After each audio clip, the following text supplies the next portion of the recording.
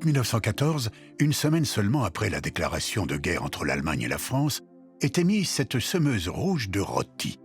Il s'agit à la fois du premier timbre de bienfaisance et du premier timbre à surtaxe français. Tous les bénéfices de cette dernière, d'un montant de 5 centimes, iront aux associations françaises de la Croix-Rouge. Nous sommes en 1859 et Henri Dunant, banquier genevois, désire rencontrer Napoléon III pour ses affaires. Mais celui-ci est en Lombardie, à la tête des troupes franco-sardes, face à l'armée autrichienne de François-Joseph.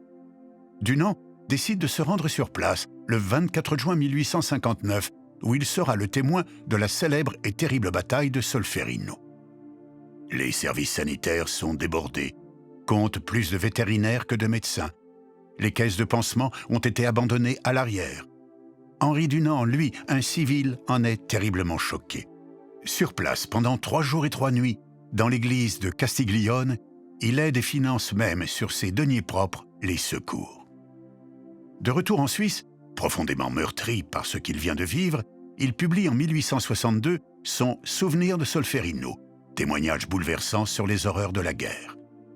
L'année suivante, Henri Dunant joue un rôle majeur tant dans la création du CICR, le Comité international de la Croix-Rouge, que dans l'acceptation des États à signer la première convention de Genève qui oblige les armées à soigner les soldats blessés de quelque côté qu'ils soient, tout en dotant les services médicaux d'un emblème unique, une croix rouge sur fond blanc.